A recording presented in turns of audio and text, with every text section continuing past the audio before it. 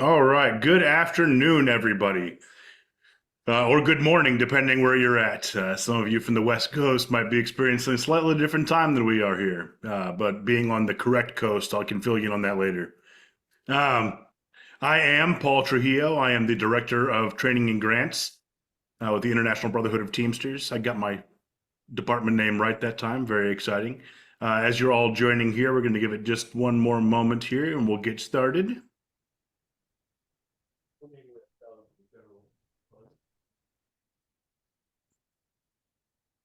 Let everyone's audio get connected here.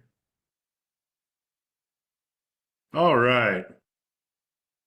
So, as you know, we do these talks in conjunction with the HRDC and the Teamsters History Project. We do them about once a month with varying topics, and we're excited this month to be presenting on May Day and the fight over the workday. May Day and the fight over the workday. Today's presenter will be Dr. Barry Eidlin. Barry is a assistant professor of sociology at McGill University, and he is also the author of Labor and the Class ID in the United States and Canada. Barry, thank you for joining us today. Thanks, Paul, for inviting me. It's such a pleasure to be working with the Teamsters History Project on this and to be speaking about such an important event in U.S. and really international labor history. So just I'll get right into it. We are talking about May Day and the fight over the workday. So May Day is the international, wait, is my video off? No, it's off. Okay. So, oh, you stopped the video. Okay. You can still hear me though? Yes, we can hear you. Okay. Okay. Yep. So I didn't stop your video though, so yeah, sorry about that. Oh, that's interesting. So I'm gonna, it says unable to start video. The host has stopped my video. So I don't know if you can start my video. There we go. There we go. Hi, everyone. Hello, I'm back. So yes, May 1st is sort of recognized around the world as International Workers' Day. A peculiarity is that it is somewhat less recognized in the US, also my home country of Canada, than elsewhere. Instead, we have this Labor Day thing in September that you might be familiar with.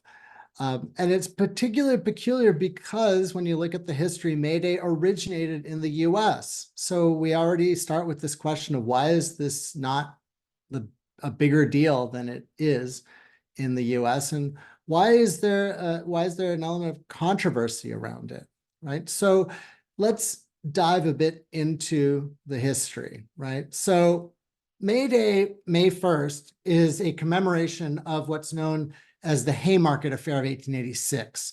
So a precursor organization to the American Federation of Labor, the AFL, known as FOTLU, the Federation of Organized Trades and Labor Unions, initiated a call for May 1st strikes across the US in 1884. And they built towards it. And you had this 1886 May Day, where you had walkouts across the country. And we're focused on Chicago because that's where the Haymarket Affair happened. And in Chicago, May Day was a big deal. It shut a lot of the city down. There was about 60,000 workers who walked out, paralyzing the city. And it wasn't initiated as just a one-day thing. This was an ongoing strike. And so it continued, and some employers, and one in particular, the McCormick Reaper Works, which is, you might know the McCormick Center in Chicago, is named after that, became American International Harvester. McCormick Reaper Works locked out their workers in anticipation of them going on strike on May 1st. And they herded scabs to keep the operation running. And when picketers came to prevent the scabs from entering the plant, the police attacked them, and at least 2 of them were killed. And that triggered a call for a rally at Haymarket Square, a major public gathering place in Chicago, the following day. And this is you can see here a picture of the flyer announcing the mass meeting that was held the night before. And by all accounts, this rally in Haymarket Square was peaceful. The mayor showed up. He attended, was pleased at the peaceful nature and thought it was wrapping up, and went home. Didn't see anything terribly untoward going on.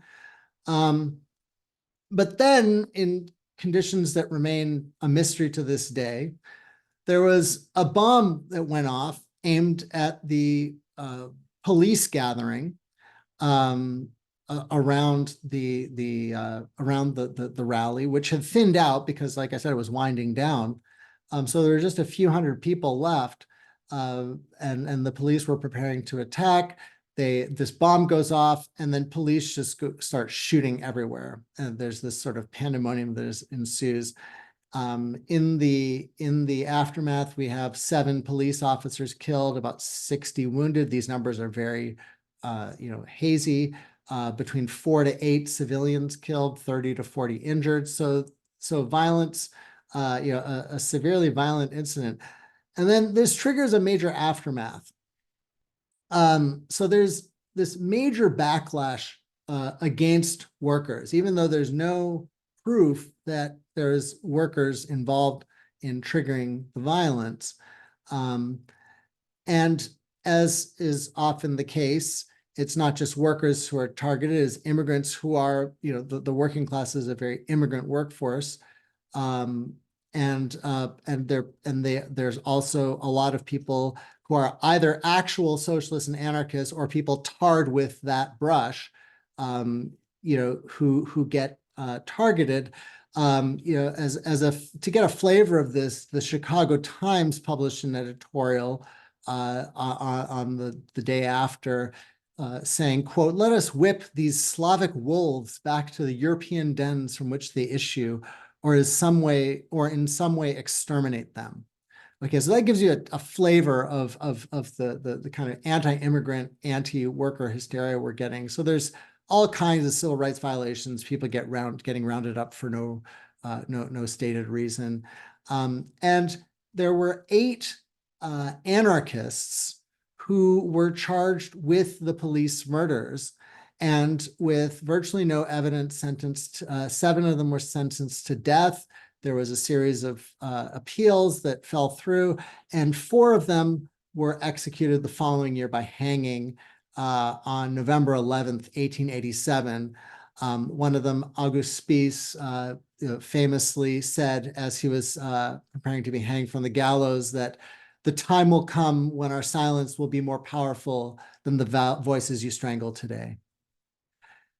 So that sort of encapsulates the Haymarket Affair. And then in the aftermath, in 1889, the Second International, which is an international grouping of socialist parties across the world, international, resolved to have a great international demonstration on May 1st of the following year, 1890. And it's important to note here, lest this seem that this is some sort of foreign intervention, that this call for a great international demonstration was in response to a proposal that they received from the American Federation of Labor, in particular its president, Samuel Gompers. So Samuel Gompers was engaging with the Second International. And this proved to be, it's kind of one of these things that kind of proves to be a hit, and they're like, let's do it again. And it becomes this kind of annual international event that we continue to celebrate to this day. As a sort of coda to the Haymarket Affair, in 1893, the Haymarket 8 were all pardoned by then Illinois Governor John Peter Altgeld. And you see a picture here of the Haymarket Memorial erected in 2004.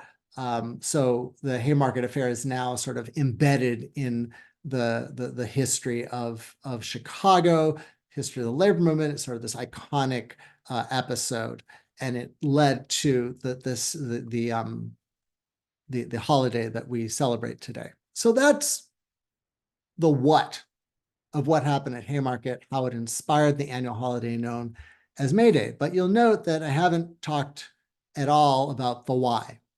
And when we're talking about the why, there are two questions we have to ask.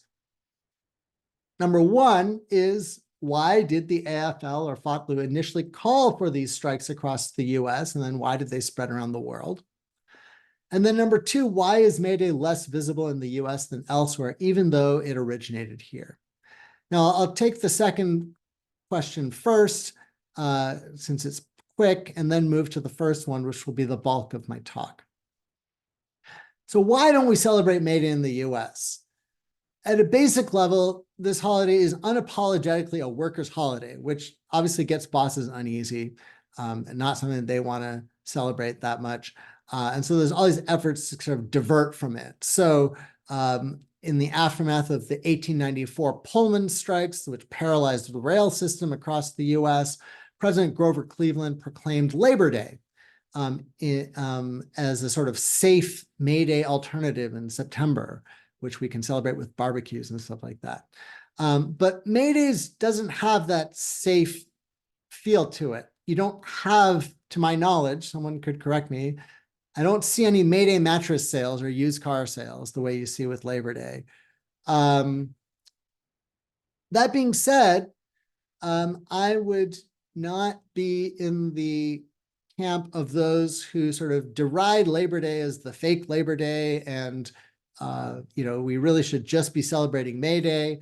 I am of the opinion that workers need more holidays, not fewer, and we should celebrate the fact that workers extracted Labor Day from the president as a result of a massive strike, and then also celebrate May Day.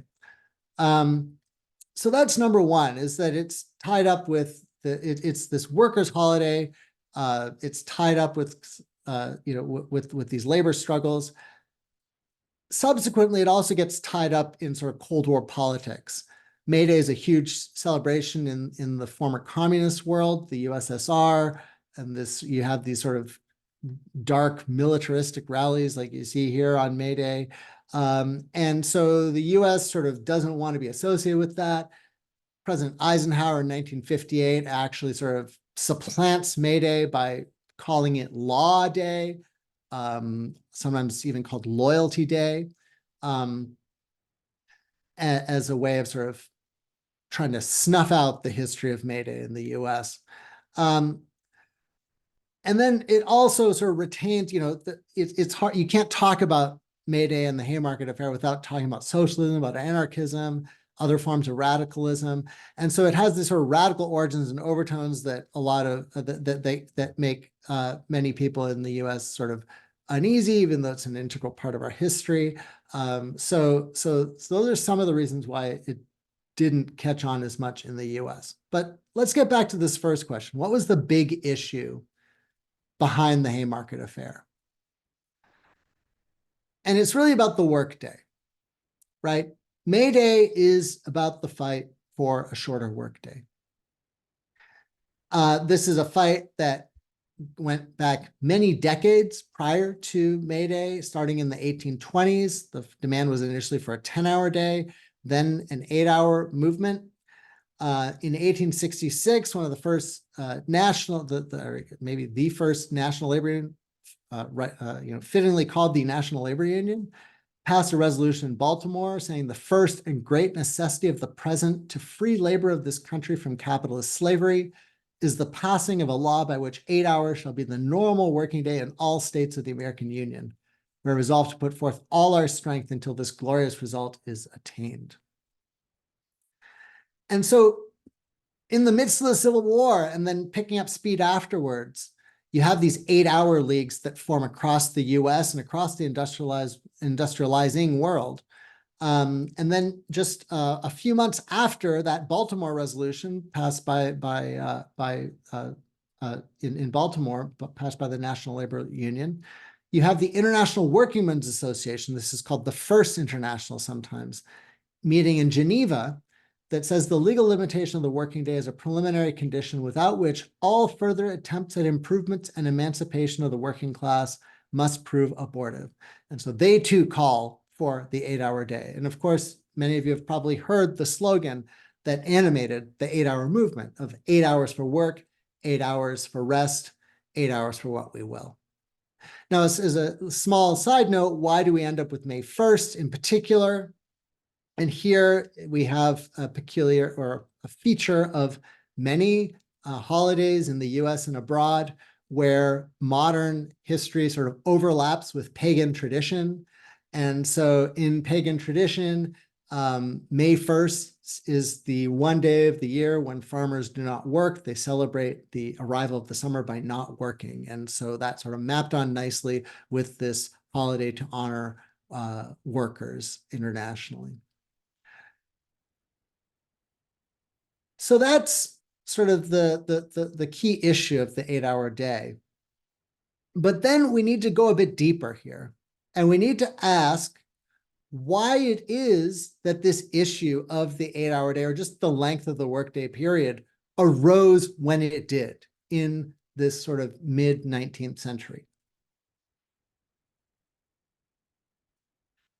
And the obvious answer here is that we're talking about this context of the early Industrial Revolution, where work is characterized by long hours, by dirty, unsafe work, low pay, child labor, few unions, regulations, protections, right? So working conditions were definitely bad, horrific even for many at the time that the 8-hour movement took off. The question we need to ask, though, is what was so new about any of this? You know, it's not like people hadn't worked long hours doing unsafe work while living in poverty for thousands and thousands of years, right? I mean, you could have, if you could go back in time and ask the people who built the pyramids in Egypt about their living and working conditions, I imagine you'd get quite the earful. Even if you didn't, based on what we know that the conditions were pretty appalling, particularly if we're comparing to today's standards. So what is it that's different about the 19th century that made the 8-hour day such a big issue? And here we have to look at a fundamental shift in how work gets organized in society, and particularly the rise to prominence of this new form of work known as wage labor. Now, today, you know, it might seem weird that I'm even bringing this up because wage labor is such a ubiquitous, taken for granted concept that many people just view it as synonymous with work. Like work is wage labor. I mean, how else would work get done in society other than most people going to work most days for a specified amount of time in exchange for a specific amount of money? But for most of human history, wage labor was not a thing. It did not exist, at least in the way that we understand it today. You know, people certainly worked. They worked long hours. They worked hard, but not for wages. Instead, most labor in society was organized through various forms of coercion, such as, you know, different types of slavery, indentured servitude, peasant-based agriculture, that kind of thing. You also have something called independent household production. That's kind of a technical term, but you can basically think of it as the self-sustaining organization of work. And again, this took different forms. You can think about your sort of archetypal Midwest family farmer who grows his own food to feed his family, puts the kids to work on the farm when they can walk.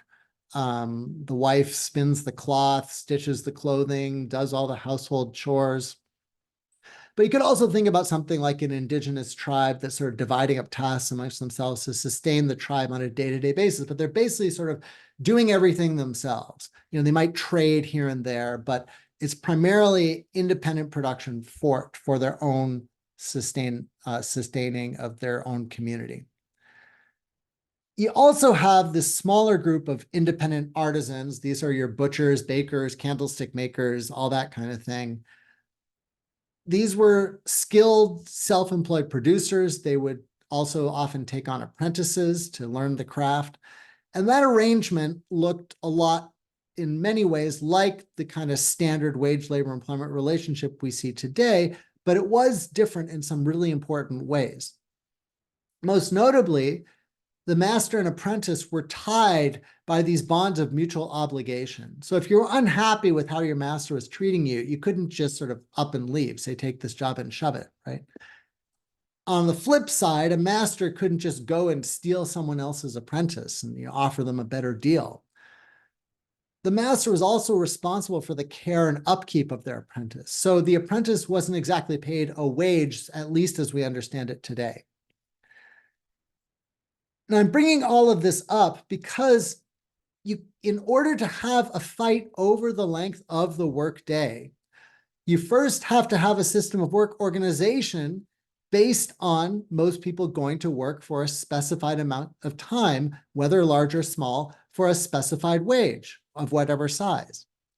If you're a family farmer, you might be working 16-hour days, but there's nobody from whom you can demand a reduction in work hours because you're basically self-employed. If you don't do the work, your family starves. Likewise, if you're enslaved, you're definitely getting overworked and exploited brutally. And in that case, you also have someone to blame for that, namely the slave owner. But if you decide to organize and fight back against your working conditions, it's not going to be over the 8-hour day. It's going to be over your fundamentally unfree status as a human being, and it's going to look a lot more like a slave revolt than a fight for a specific demand. Okay, so you need a wage labor system to have a fight for an 8-hour day, and in order to have a wage system, you need a few things in place. On the one hand, you need a group of workers. You need people who have to sell their labor to someone else to make ends meet, organized within what's called a free labor system, which I'll get into. Then you need a group of bosses, on the other hand, who buy those workers' labor and combine it in some way with the goal of generating profits. Now, again, these categories of bosses and workers seem obvious to us today, but they're actually quite recent. Now, I realize this is getting a bit abstract and complicated now, so I want to unpack these two elements a bit before we proceed. So first off, you have workers in this so-called free labor system. But what do we mean when we're talking about free labor?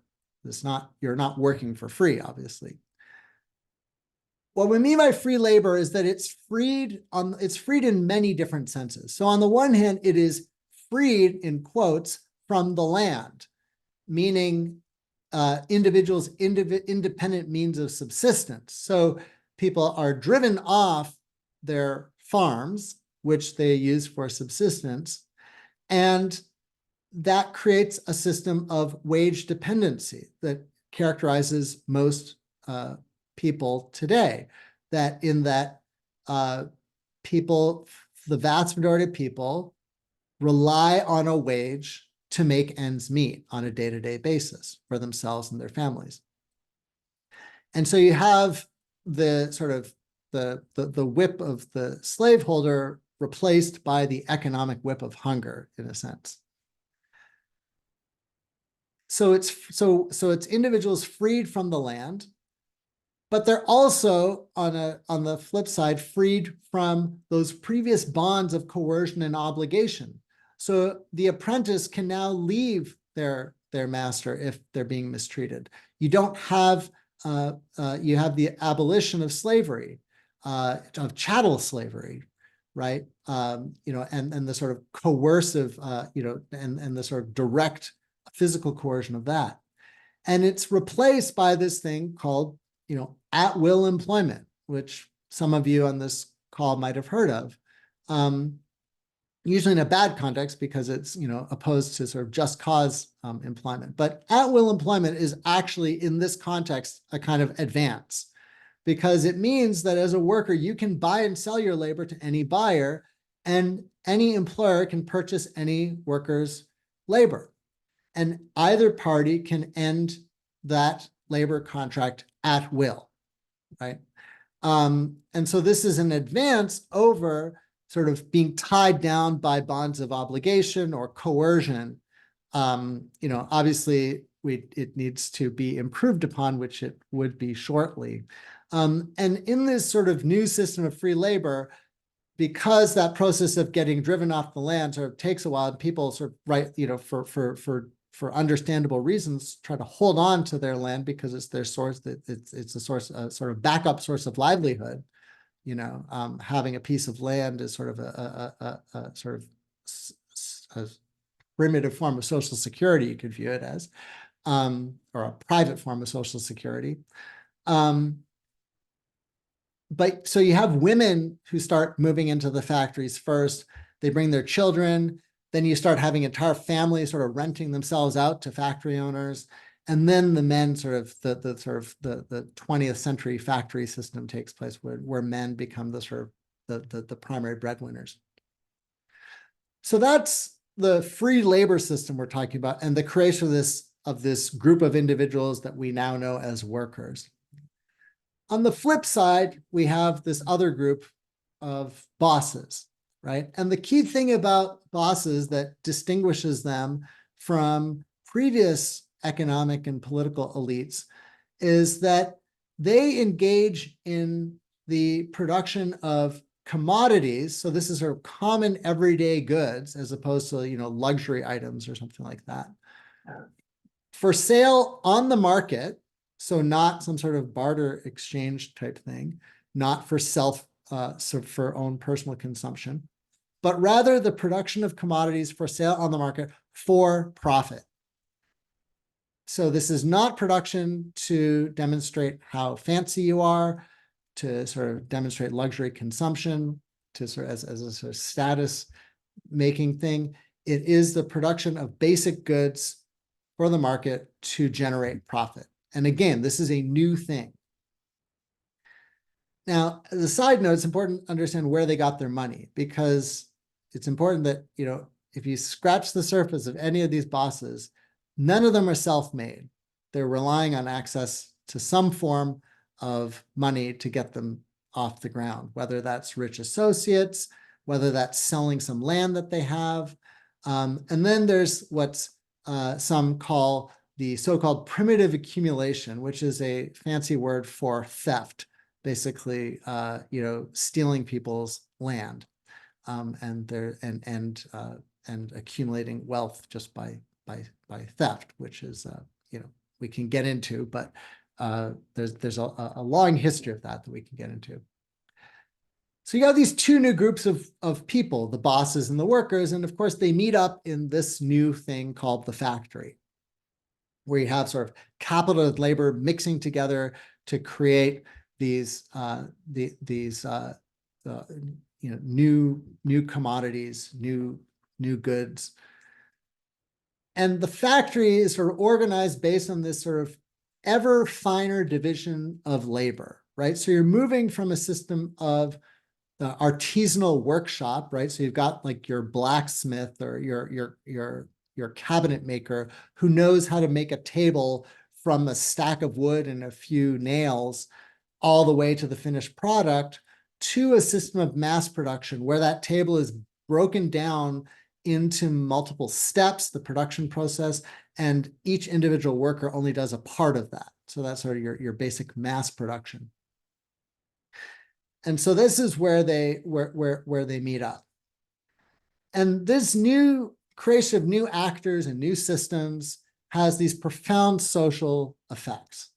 So in terms of changes in work and life, you have a system of mass urbanization, right? So this sort of, on the one hand, in the countryside, this profit-driven agriculture, right? Because this doesn't just apply to the factory, it also applies to how we grow and distribute our food. And the creation of these more efficient, profit-driven agricultural methods creates a surplus labor force in the countryside that then moves into the cities to work in these new factories. So you have this shift from the farm to the factory. And I also want to point out here that we also need to understand the pull factors, right? That we shouldn't romanticize rural life as this sort of idyllic place, right? That life on the farm was very hard, very long hours, very unsafe. And for many people, living and working on these farms, the life in these factories, these 19th century factories, characterized by long hours, harassment, unsafe working conditions, was actually a step up for many of them, right? So we shouldn't romanticize, the conditions in the countryside, but there were these sort of pull factors of the sort of better conditions possible in the cities and the push factors of needing fewer workers in the countryside due to sort of the mechanization, increasing mechanization of agriculture and the sort of reorganization towards profit maximizing.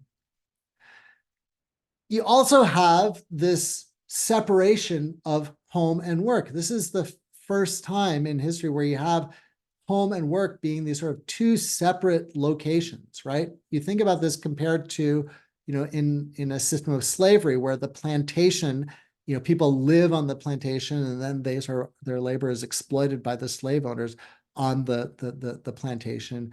You think about the artisanal workshop where the workshop is, the person's, the workshop is attached to their dwelling. The idea of this separate place called work that you go to work for a given amount of time, and this separate place, this sort of the private abode of your home, that's, again, a new thing. And then you also have, with the development of the factory system, changes in the rhythm of life and work. So rather than the pace of life being governed by customs and seasons and sunlight, sun up, sundown, the pace of life becomes dictated by machines and markets, right? So it's now the machines and, when you need people tending to the machines and when you need things to get to which place that dictates the pace of life. So this is when humans start to adapt themselves to machines.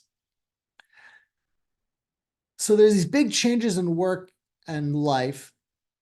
And it's important to note here that this has this, real benefit to it, which we have to grapple with, which is that you have this massive skyrocketing in productivity, right? That this constant improvement in industrial technology results in sort of, and this sort of this idea of sort of production for profit means that when you have a surplus, when you have extra money or extra resources lying around, instead of just blowing it on luxury expenses or displays of wealth or just sort of, wasting it essentially, it gets plowed back, it gets reinvested into production.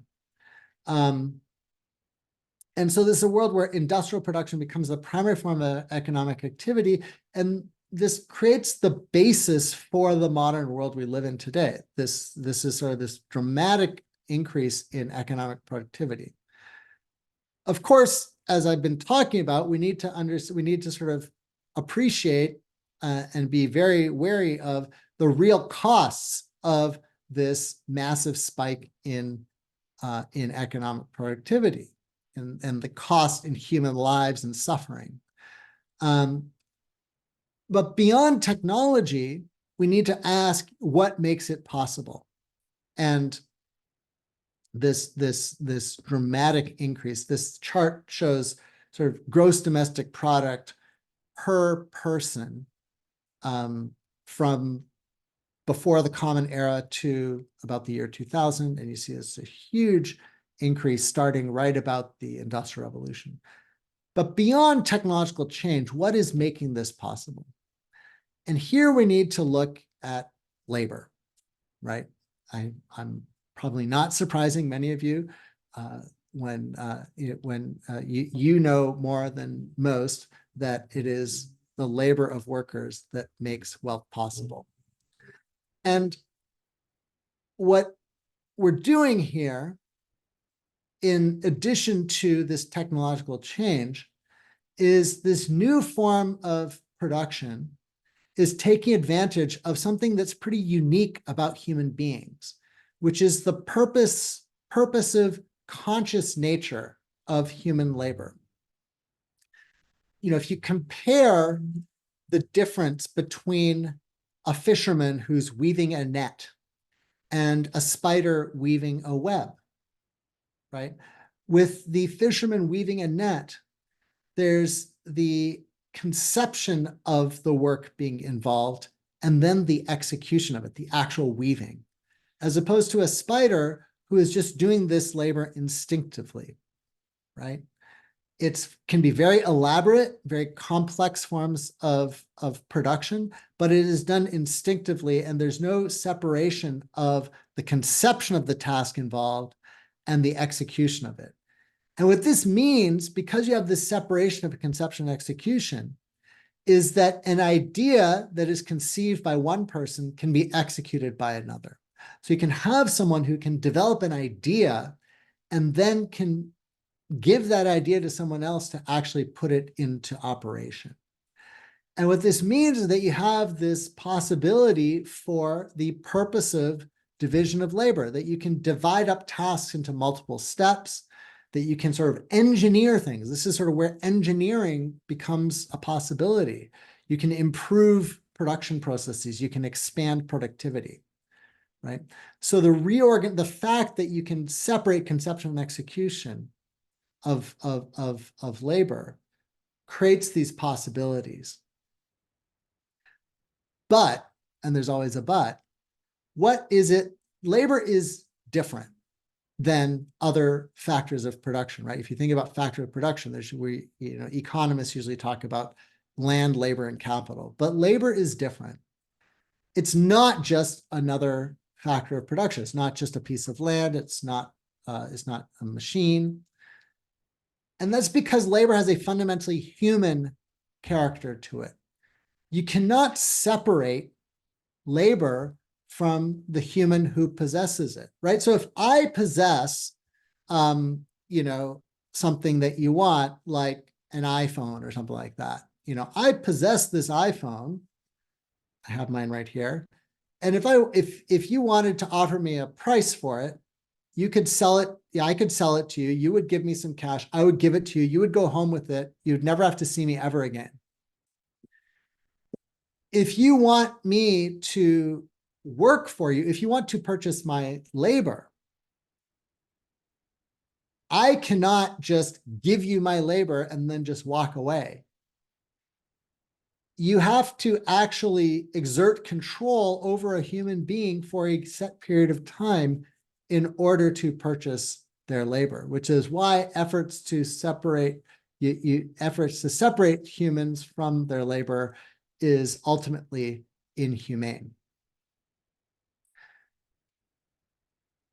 So labor is a factor of production. It's essentially the human exercising of some sort of intention on nature to transform it, but it does not exist independently of human existence. It is an inalienable, so you cannot alienate it from the individual. What does exist as something that can be bought and sold is something else called labor power. And what labor power is the capacity to work for a given period of time.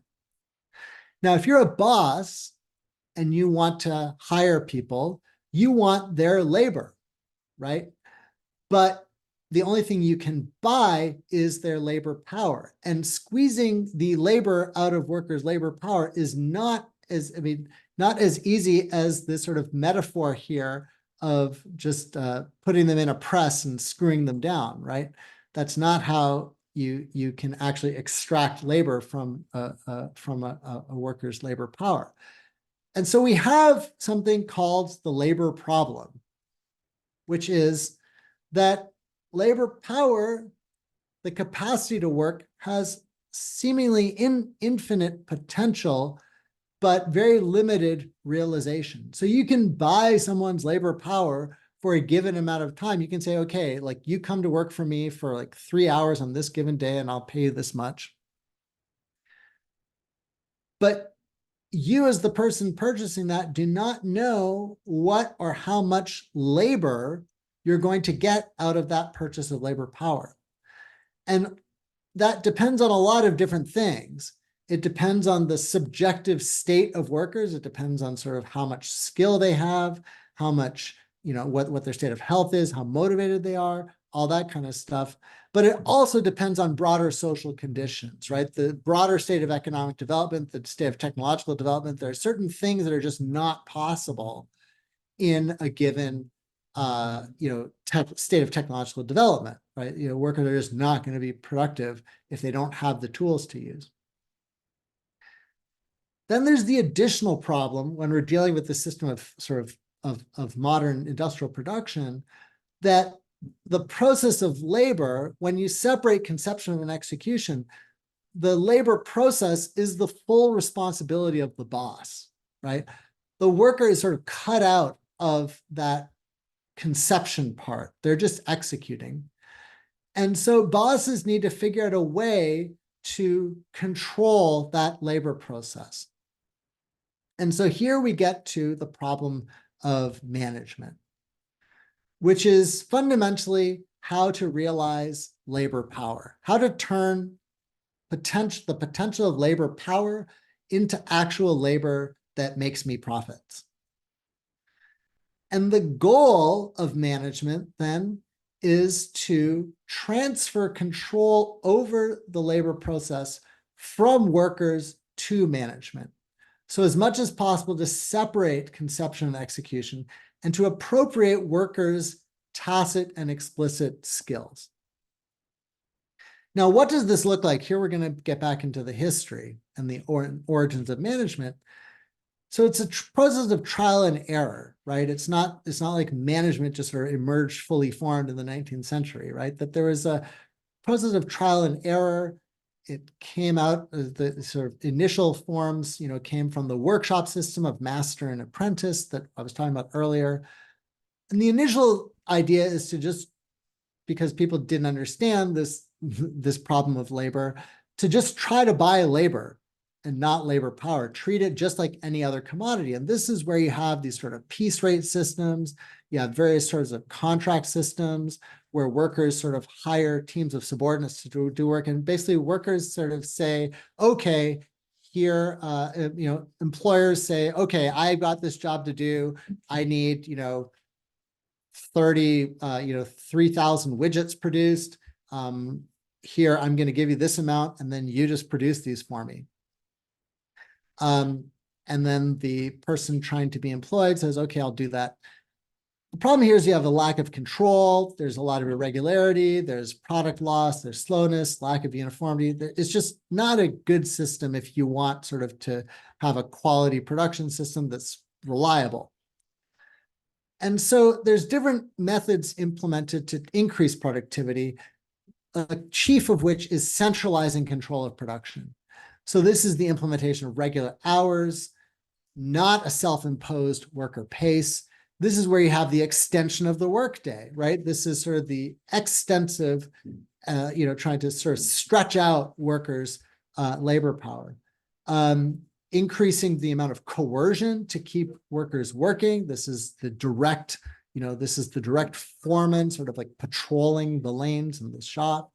And then you have these social systems of control. You have prison labor, you have orphanages, company towns that exert a degree of control over the workers in this very coercive form. The problem here is that there's this contradiction that how do you maintain this kind of despotic system in what is a free labor system where you have this contractual basis of work where workers are supposed to, are able to sort of come and go, they can reject the offer of employment if it doesn't meet their needs. But they're also sort of tied to it. So there's this expectation that, work should not be coercive. And there's also sort of democratic expectations in the 19th century, particularly in the US. And so there's this contradiction between sort of workers sort of being considered citizens in a republic in the United States, but then being subjects when they punch the clock and show up at work. And so here we have a predictable result. Many workers did not take well to this new despotic factory regime, including those who fought for the 8-hour day. But beyond the specific issue of the 8-hour day, many organized themselves into labor unions to fight for their basic rights. And at least once per decade in the late 19th century, you had these upheavals, workers in North America and Europe rising up in these convulsive strike waves, which in turn were met with violent state and employer repression, particularly in the US. This picture here is from the massive US rail strike of 1886, the same year as the Haymarket Affair. It sort of swept the nation, paralyzed rail transportation and shipping. But you could see similar scenes like this elsewhere at other periods in the 19th century. The point here is that this despotic system was unstable. It was not a viable long-term solution to the problem of management.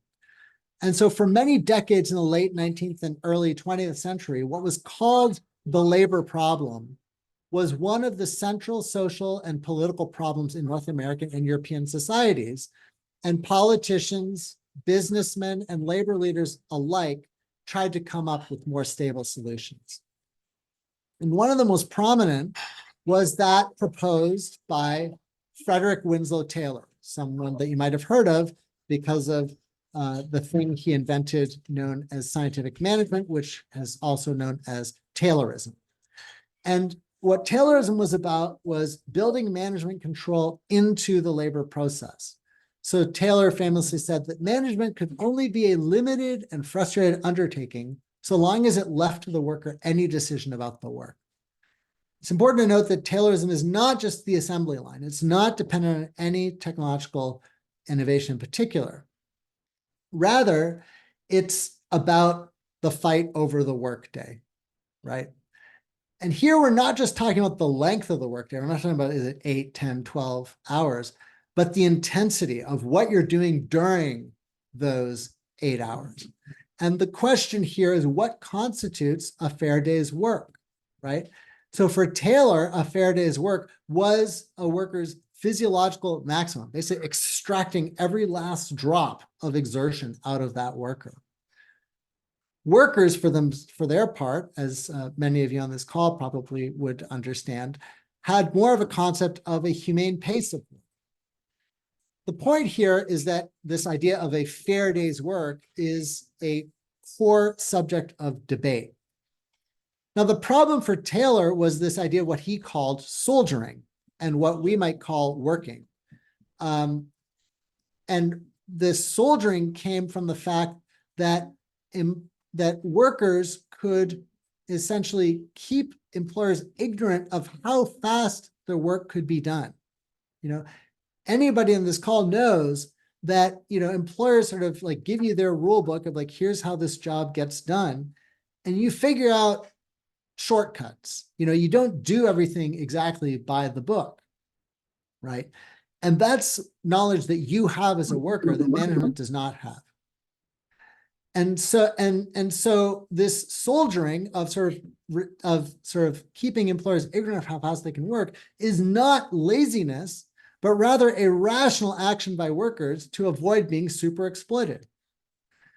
And so for Taylor, the solution to this soldiering problem, for him a problem, is to control and dictate every single step of the labor process. And this is where you get the famous time and motion studies that I suspect many of you have experienced, right? So you dissociate the labor process from workers' skill, you sort of de-skill workers, you take away their skilled knowledge. You try as much as possible to separate conception and execution of tasks. You develop the science of work. And you use the boss's monopoly of knowledge to control the labor process. So as you divide up the work into individual tasks, any individual worker doesn't necessarily know every single part of the labor process. And management uses that to essentially take control of the process, pre-plan, pre-calculate every step. So scientific management in action, you know, I guess the classic example is the assembly line. Again, I said earlier that it's not just the assembly line, but the assembly line is sort of the archetypal example that we think of, where you build management control literally into the machine, right? Where you your pace of work is dictated by the pace of that assembly line. And this way means that management has more control over the design and pace of work. It can retool the assembly line, it can speed it up, it can slow it down.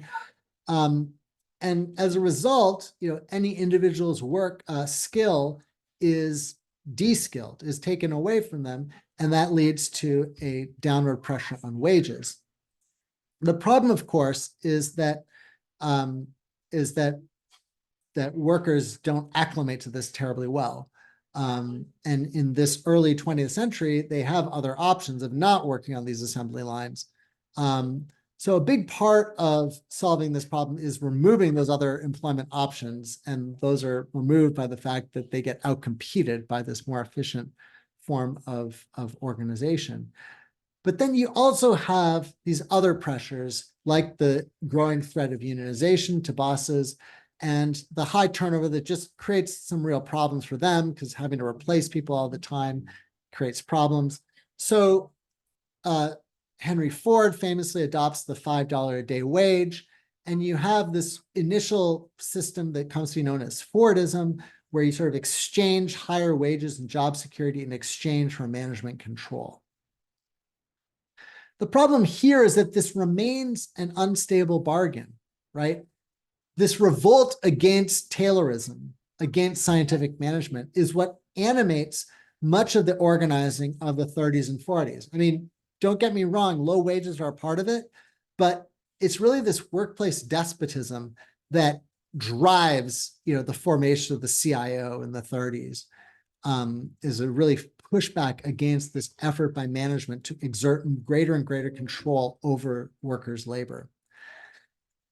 And so the outcome of this, or the establishment of the modern labor movement, you get this sort of post-war collective bargaining regime that makes some real advantages for workers. It establishes better wages, better working conditions, better job security, pensions, all that kind of stuff, but leaves management in control of the workplace, of the pace and character of work done in the workplace.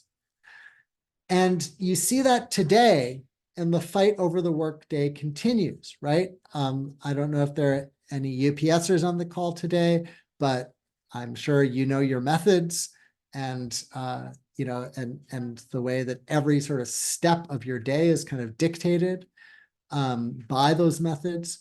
You have Amazon warehouse workers whose workday is dictated by an algorithm that's attached to their wrist on this computer.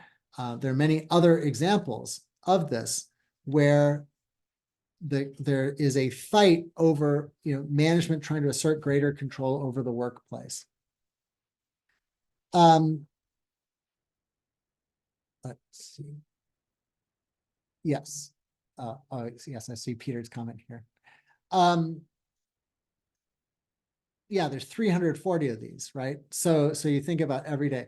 So this fight is a live fight that exists today, but we still need to recognize the accomplishments of the 8-hour movement. And this chart gives a good sense of that, right?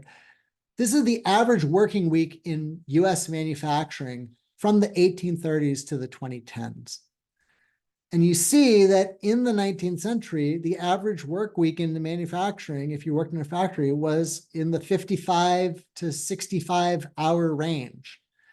And now, despite everything, it still remains in that 40-hour range for the most part. And note, importantly, when it flattens in the 1930s, right at the same time that workers fight back and win the modern labor movement, essentially.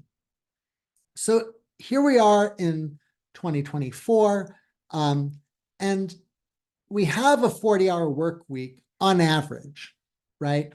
And if you look comparatively across countries, that average work week looks, relatively similar. This data is kind of old. I couldn't find anything more recent, but it's about 20 years old. So on average, you've got just a bit above 40 hours. These European countries are just a little below 40 hours, close enough. But what's important to understand here is that averages only tell you part of the story. And here we have the percentage of workers who work more than 45 hours a week. And here you see that that percentage is much higher in the US and the UK than it is in other European countries like France, Germany, and the Netherlands, right? So there are far too many Americans today who are spending far too many hours of their waking lives in the workplace and not with their friends and family doing things that they want to be doing, but rather under the control of a boss. And so this has become, in recent years, a major public issue. And people have pointed out the degree to which the American experience of particularly long hours is something that really sticks out as a problem. And then meanwhile, we've had efforts to push back. And just last year, you saw the issue, you saw UAW President Shawn Fain raising the issue of a 32-hour work week, right? So why are we stuck at a 40-hour work week? Why have we been stuck at 8 hours as our target for the past 150 years? Why don't we have such a high level of production in society that we could actually reduce the work week even more and not have to reduce pay? We'd have to redistribute who gets that extra productivity, who benefits from it. But it could be workers in the form of a reduced work week. And why don't we start raising that more as a demand? Shawn Fain started that with the big three auto negotiations last year, and the stand-up strike. That the resolution of the stand-up strike, as you probably know, also made it so that the contracts are expiring on May Day of 2028. And so we have the makings here of bringing this issue of the workday much more front and center on the public agenda in a way that we haven't seen in many years. And so I think that's a good starting point for the Q&A. So I want to thank you for your time. And I wanted to note before I open up for questions that this last slide serves a bit of a preview of my next talk because it's a photo of the 1937 May Day parade in Minneapolis, where the labor movement at the time was led by the leaders and members of Teamsters Local 574, who were the victors of the 1934 Minneapolis truck drivers strike. And so next time I'll be talking more detail about the Minneapolis Teamsters. But for now, let's talk about May Day. Thank you for your time. I look forward to your questions. All right. Thanks a lot, brother. So who has some questions? Let's hear from you. You can go ahead and raise your hand or go ahead and unmute.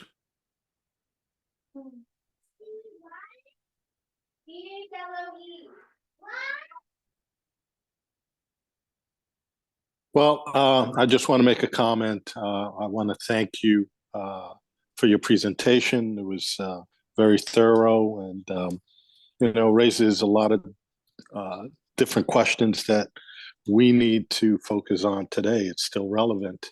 My name is Ruben Torres. I'm the Assistant Director of the HRDC.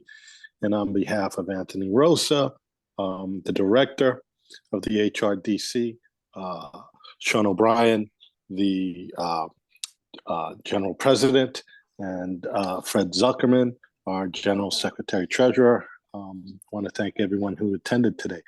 My question is, you were talking about the 32-hour work week. 32-hour work week. There have been pushes and conversation around the 4-day work week.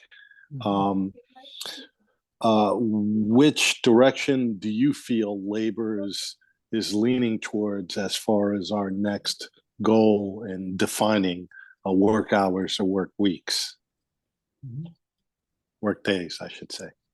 Yeah, I think since I've been talking for an hour, I think I'd like to gather a few questions maybe, and then I can answer them together. Sure. Yeah. All right. What other questions do we have out there?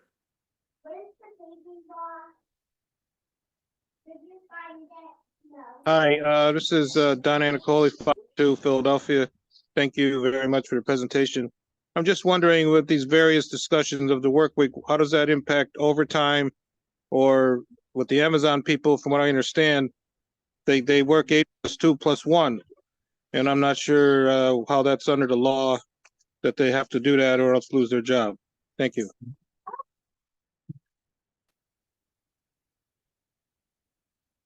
Any others? Eric, go ahead. Hey there, Eric Arneson, George Washington University. Thinking about the strategy ahead and making reduced hours, shorter work week essential, how does that fit with the current state of the labor movement, at least in the United States, where we are at historic lows in terms of private sector unionization, with organized labor representing such a small fraction of the larger labor force? Where's the political muscle? How do you go about getting from here to you're there? Yeah. Thanks. These are all great questions. I think I'll take these three. So because they're all sort of tied together. So I think responding to Ruben, the form that this takes, right? Whether we're talking, I mean, I think that what Sean Fain was talking about was like a 4-day, 8-hour, 32 hours takes 4 days, 8 hours with no cut in pay, right? The issue of like what form this takes is something that workers need to figure out for ourselves, right? And that this is sort of, I think that we need to figure out like what's the plan that people can get behind, right? What I would caution against is a lot of these sort of flex work arrangements that bosses today seem to like, where you've got like instead of 5 days at 8 hours, you do 4 10s or something like that, or you do like 3 12s, and then you've got like 2 days off, and then like 5 12s and 4 days off, or all these sort of like esoteric things.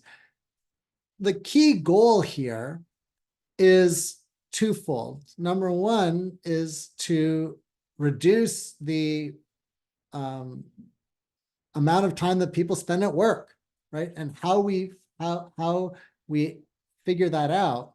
And then to reduce the need to be at work by increasing pay, right? So that you don't want to just have a 32-hour work week by working 32 hours at the same wage, right? You want 32 hours and you're getting paid the same you were getting paid when you're working 40, sorry.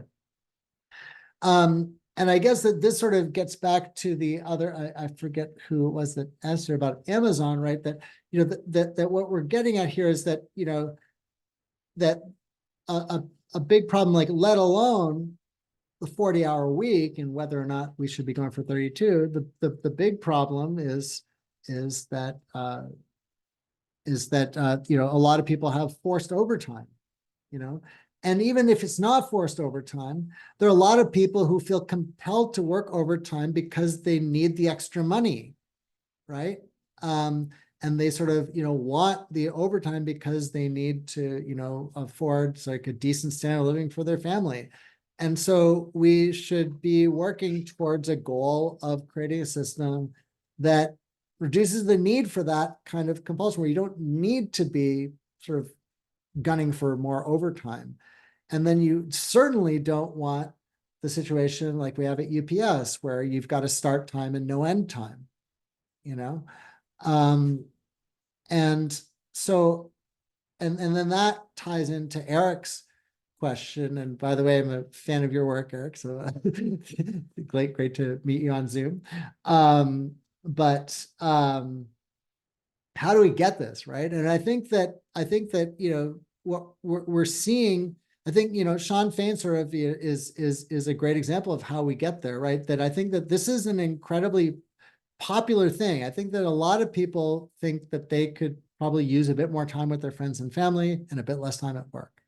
We've seen issues like the minimum wage be incredibly popular and very bipartisan. You've got you've had over the past decade these minimum wage hike referenda pass in these deep red states, in Florida, in Missouri, where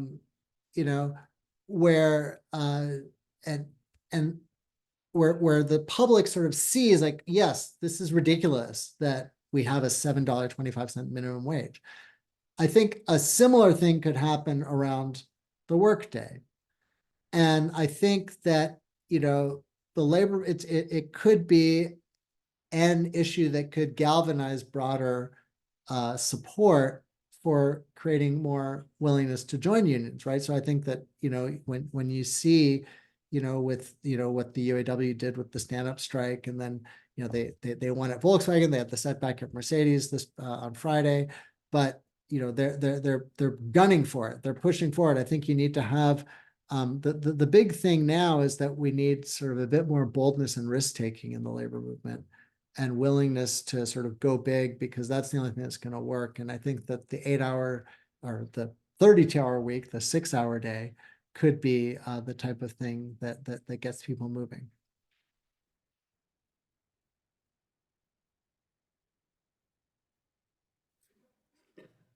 All right. Any other questions?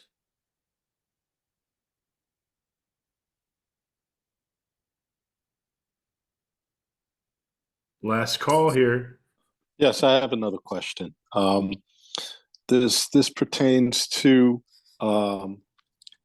May Day in the United States, and us in the United States just celebrating Labor Day. Do you think that in the future the United States will be more and more in tune with May Day because of globalization and all these multinational corporations hiring more and more Americans in the workplace? Yeah. I think that it's already becoming more of a thing in the US because of globalization, and particularly because of immigration, right? I think that May Day was the product of immigrant workers, right? It was in the 1880s, it was Germans and Italians and Slavs, but you think about sort of the huge May Day rallies we've seen in the past, starting in 2006, which were predominantly Mexican, right? You have this, overwhelmingly, this Latino working class, predominantly Mexican, but also Central American, that is really creating a new May Day tradition in the US, I would say. And, this creation of the Day Without an Immigrant, right? As a sort of, as a sort of rallying cry that sort of highlights, given how stigmatized immigrant workers are, particularly those without documentation, and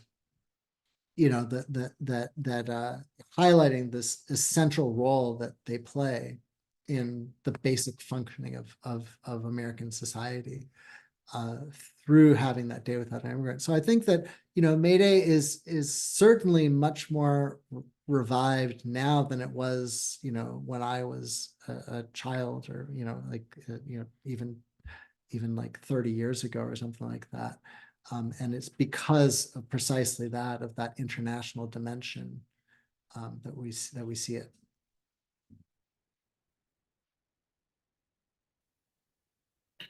All right. Last call here. Any other questions?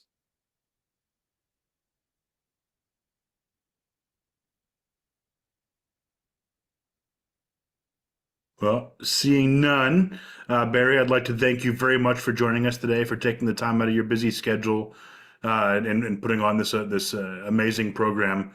Thank you so much for all those who took time out of their busy Sundays to join us.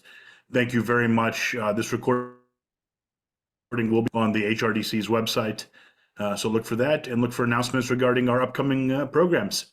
Thank you very much, and have a wonderful day. Thanks so much for having me.